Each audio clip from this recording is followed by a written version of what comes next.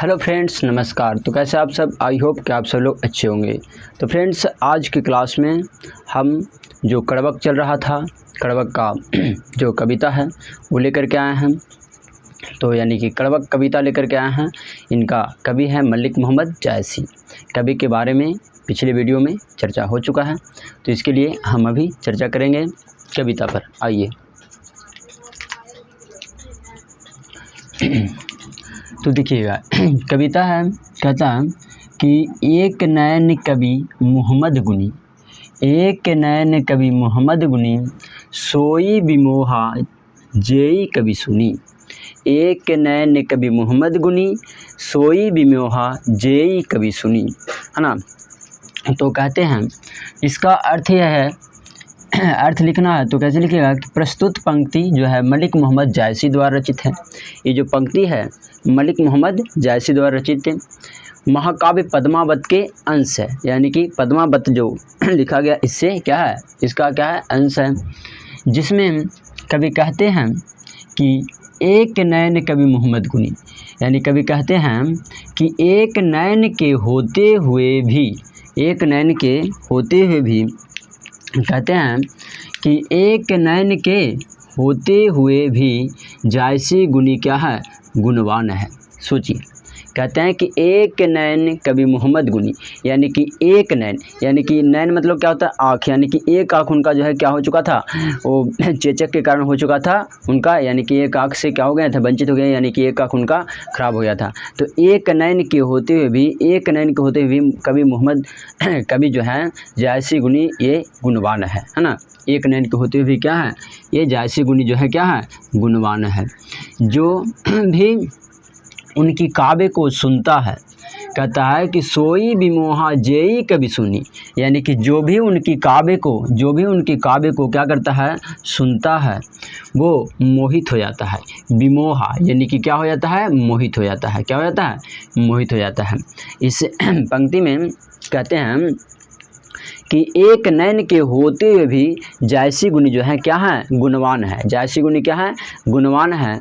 और उनकी काव्य को जो भी सुनता है ना, वो क्या हो जाता है, मोहित हो जाता है। उनकी काव्य को जो भी सुनता है वो क्या हो जाते हैं, मोहित हो जाते हैं।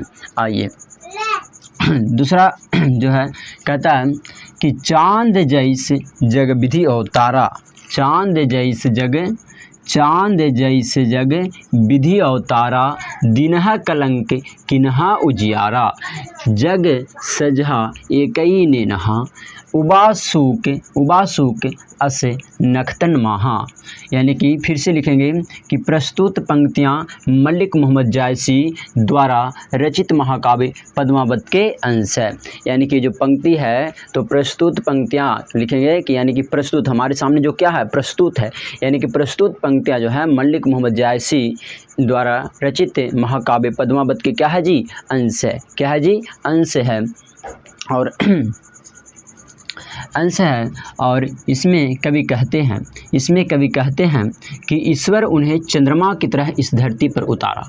ईश्वर यानी कि भगवान जो है, ईश्वर यानी कि हमारे जो ईश्वर है, हमारे जो भगवान हैं, यानी कि भगवान जो है, ईश्वर जो है, उन्हें चंद्रमा की तरह इस धरती पे क्या क्या है, उतारा है ना। उन्हें चंद्रमा की तरह इस धरती पे क्या क्या है, उतारा है। लेकिन जैसे चंद्रमा में कमी है, लेकिन जिस तरह से प्यारे, जिस तरह से मेरे दोस्तों चंद्रमा में कवि है, उसी तरह से जायसी गुनी यानी कि कवि जायसी में भी क्या है, कुछ कमी है। वैसे ही कवि में भी फिर भी कवि जो हैं चंद्रमा की तरह, चंद्रमा की तरह अपने काव्य की प्रकाश पूरे संसार में फैला रहे हैं। फिर भी कवि जो हैं अपनी काव्य की प्रकाश जो है पूरे संसार में क्या कर रहे हैं, फैला रहे हैं। जिस प्रकार से अकेला शुक्र जो है नक्षत्रों के बीच उदित है, जिस प्रकार से अकेला शुक्र जो है नक्षत्रों के बीच क्या है, उदित है, यानी कि उदय हुआ है उसका, उसी प्रकार से कवि ने भी अपनी एक ही आँख से इस दुनिया को क्या कर लिया है, भली भांति समझ लिया है। उसी तरह से कवि भी जो है अपनी एक ही आँख से इस दुनिया को भली भांति क्या कर लिया है, समझ लिया है। हाँ फिर से समझिएगा, चांद जैस जग विधि अवतारा, यानी कि कवि कहते हैं कि हमें ईश्वर जो है इस धरती पर चांद की जैसा उतारा है ना, चांद जैस जग विधि अवतारा, ईश्वर है ना, चांद जैस जग विधि अवतारा, कहते हैं कि हमें ईश्वर जो है चांद की जैसा इस धरती पे क्या क्या है उतारा है, यानी विधि मतलब विधाता भगवान, भगवान जो है इस जग में यानी कि इस जग में इस जगह पर उतारा है। दिनहा कलंक किन्हा उजियारा, दिनहा कलंक किन्हा उजियारा, चांद जैसा उतारा है, लेकिन फिर भी जिस तरह से चंद्रमा में कमी है उसी तरह से जायसी में गुनी में भी क्या है कमी है, लेकिन फिर भी वो अपनी काव्य की संग्रह पूरा इस दुनिया में क्या कर रहे हैं फैला रहे हैं, एक ही नयन से यानी एक ही आँख से इस दुनिया में पूरे संसार में कहता है कि जग सजहा एक ही नैनहा उबासूक असनक्तन माहा, यानी कि पूरे जग में पूरे संसार में एक ही नैना, एक आँख से ही इस दुनिया को इस संसार को एक आँख से ही वो क्या कर लिए हैं पढ़ लिए हैं, एक आँख से ही पूरे इस दुनिया को इस संसार को बारे में वो क्या कर लिए हैं समझ लिए हैं। हाँ आइए तीसरा है जो कहता है जौ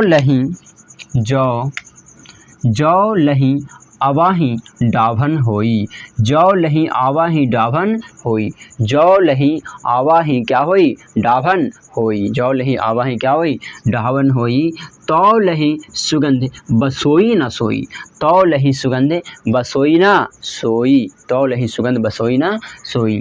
इस पंक्ति का अर्थ है, कहते हैं कि प्रस्तुत पंक्तियाँ मलिक मोहम्मद जायसी द्वारा रचित महाकाव्य पद्मावत के क्या है जी अंश है। प्यारे ये सब में लिखाएगा क्योंकि ये सारा जो पंक्ति है वो कहाँ से लिया गया है तो पद्मावत से लिया गया है, सारा ये जो पंक्ति है मोहम्मद जायसी गुनी का लिखा हुआ है ना। तो लिखेंगे कि प्रस्तुत पंक्तियाँ यानी कि जो हमारे सामने ये पंक्ति जो प्रस्तुत है ये प्रस्तुत पंक्तियाँ मलिक मोहम्मद जायसी द्वारा रचित महाकाव्य पद्मावत के क्या है जी अंश है, क्या है जी अंश है। तो कहते हैं कि जिसमें कवि कहते हैं यानी कि इस पंक्ति में कवि कहते हैं कि जब तक आम में नुकीली यानी कि जौ लही आवही डाभन होई, यानी कि जब तक आम में नुकीली डाभ यानी कि मंजरी यानी डाभ नहीं होता है, जब तक आम में नुकीली डाभ यानी कि जिसको गुठली बोलते हैं नुकीली डाभ यानी कि मंजरी नहीं होती ना, तब तक उसमें क्या होता है कि सुगंध नहीं होता है, उसमें क्या नहीं होता है सुगंध नहीं होता है। जब तक आम में मंजरी नहीं होता, जब तक आम में डाभन यानी मंजरी नहीं होता तब तक आम में क्या होता है सुगंध नहीं होता है। आइए इसी तरह से कहता है चौथा कि किन्ह समुद्र पानी जो खारा, किन्ह समुद्र पानी जो खारा, किन्ह समुद्र पानी जो खारा, और तौ अति भयऊ असुझ अपारा, तौ अति भयऊ असुझ अपारा। आइए इस पंक्ति का अर्थ समझिएगा। कहता है कि प्रस्तुत पंक्तियाँ मलिक मोहम्मद जायसी द्वारा रचित महाकाव्य पद्मावत के क्या है जी अंश है। इसमें कवि कहते हैं प्यारे कि समुद्र का पानी जो है किन्हा समुद्र पानी जो खारा, समुद्र का पानी जो है क्या है खारा है, समुद्र का पानी क्या है जी खारा है। प्यारे समझिएगा ध्यान से, समुद्र का पानी क्या है खारा है, आप सब लोग भी जानते हैं। कभी कहते हैं कि किन्हा समुद्र पानी जो खारा यानी कि समुद्र का पानी जो है क्या है खारा है, इसीलिए वह क्या है असुझ और क्या है अपार है। इसीलिए वह कहता है कि तौ अति भयऊ असुझ अपारा, इसीलिए वह जो है पानी क्या है असुझ है और क्या है अपार है, यानी कि बहुत सारा है, यानी कि असुझ यानी कि उस पानी पे किसी का नज़र नहीं टिकता, उस पानी पे कोई नज़र नहीं डालता है ना। उस पानी के बारे में हम लोग कभी सोचते हैं क्योंकि वह असुझ और क्या है अपार है, उस पानी का हम लोग कोई उपयोग नहीं करते हैं, इसलिए वो क्या है असुझ और अपार है।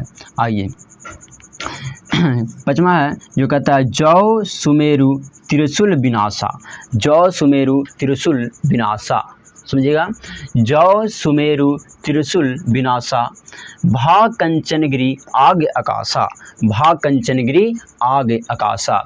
इस पंक्ति का अर्थ है, कहता है कि प्रस्तुत पंक्तियाँ मलिक मोहम्मद जायसी द्वारा रचित महाकाव्य पद्मावत के क्या है जी अंश है। अंश है जिसमें कवि कहते हैं क्या कहते हैं, तो कवि कहते हैं कि जो सुमेरु त्रिशूल विनाशा, यानी कि जब तक सुमेरु पर्वत को त्रिशूल से क्या कर दिया गया, विनाशा यानी विनाश नहीं किया गया, नष्ट नहीं किया गया। जब तक सुमेरु पर्वत को त्रिशूल से क्या नहीं किया गया, नष्ट नहीं किया गया, यानी कि विनाश नहीं किया गया। जो सुमेरु त्रिशूल विनाशा, जब तक, जो मतलब जब तक सुमेरु पर्वत को त्रिशूल से क्या नहीं किया गया, विनाश यानी नष्ट नहीं किया गया, तब तक वो क्या हुआ, सोना का नहीं हुआ। यानी कि भाग कंचनगिरी, कंचन मतलब क्या होता है, सोना, कंगन, है ना, तो कंचनगिरी आग कासा, तब तक वो क्या नहीं हुआ, सोना नहीं हुआ। जब तक सुमेरु पर्वत को त्रिशूल से नष्ट नहीं किया गया, तब तक क्या वो नहीं कहलाया, तब तक वो सोना का नहीं हुआ, जी।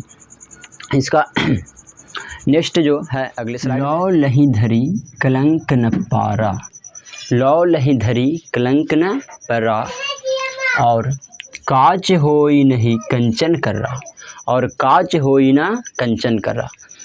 इसका अर्थ है प्यारे, कहता है कि प्रस्तुत पंक्तियाँ मलिक मोहम्मद जायसी द्वारा रचित महाकाव्य पद्मावत के क्या है जी, अंश है। प्रस्तुत पंक्तियाँ मलिक मोहम्मद जायसी जी द्वारा रचित पद्मावत के क्या है जी, अंश है। इसमें कहता है किसे, लौ लही धरी कलंक न कर रहा, है ना।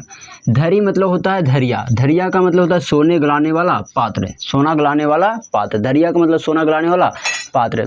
तो लौ लही धरा कलंक न पर रहा, यानी कि जब तक धरिया यानी कि सोने को गलाने का पात्र,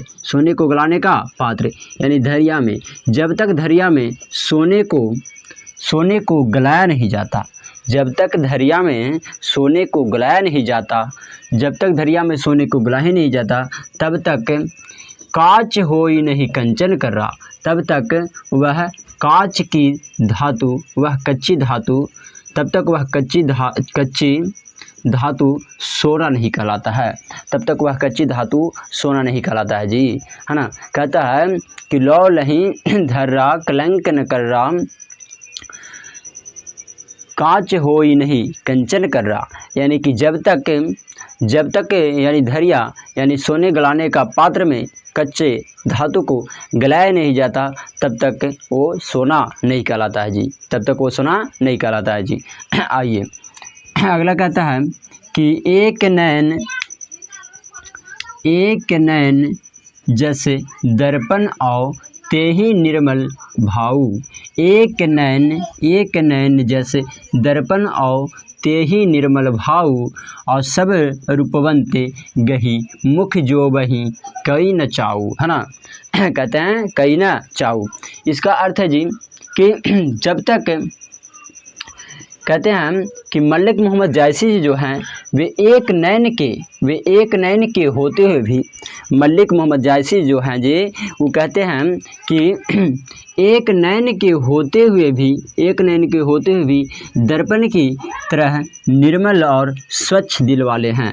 एक नैन के होते हुए भी दर्पण की जैसा क्या है, निर्मल हैं, और क्या है जी, स्वच्छ हैं, और क्या है जी, स्वच्छ है, एकदम बिल्कुल दर्पण जैसे चमकता है उस तरह से एकदम चमक रहे हैं, निर्मल हैं और स्वच्छ भाव वाले हैं। और उनकी इसी गुण की वजह से जी बड़े बड़े रूपवान, है ना, बड़े बड़े रूपवान लोग, यानी कि उनके जो ये गुण हैं, इसी गुण की वजह से बहुत बड़े बड़े जो रूपवान हैं, बहुत बड़े बड़े सुंदरते वाले जो लोग हैं, वो क्या करते हैं जी, तो उनकी चरण को पकड़ते हैं, यानी कि उनकी चरण को क्या करते हैं, स्पर्श करते हैं, और उनसे कुछ पाने की इच्छा रखते हैं, और उनसे कुछ पाने की क्या करते हैं जी, इच्छा रखते हैं, उनसे कुछ पाने की क्या करते हैं जी, इच्छा रखते हैं, है ना, कुछ इच्छा रखते हैं, और उनकी मुख की तरफ क्या करते हैं, देखते हैं, उनकी मुख की तरफ क्या करते हैं जी, देखते हैं।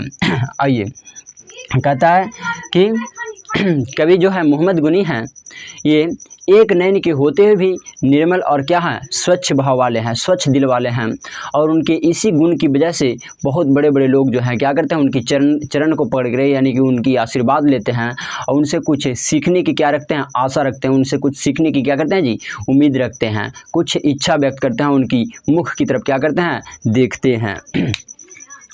तो आई होप कि ये वीडियो आप लोग को अच्छा लगा होगा, तो आप इसे like, comment, share and subscribe करिए, है ना, और हमें आगे बढ़ाने की कोशिश करिए। और आप लोग देख रहे होंगे कि भाग 2 जो है नेक्स्ट वीडियो में, यानी कि इसमें जो है मलिक मोहम्मद जायसी जो कड़वा कविता लिखे हैं, इसमें 2 भाग है ना, 2 भाग में करके लिखे हैं। तो एक भाग जो कि हमने आप लोग को बतला दिया, और दूसरा भाग जो है इसको नेक्स्ट वीडियो में लेकर के आएंगे आप लोग के लिए।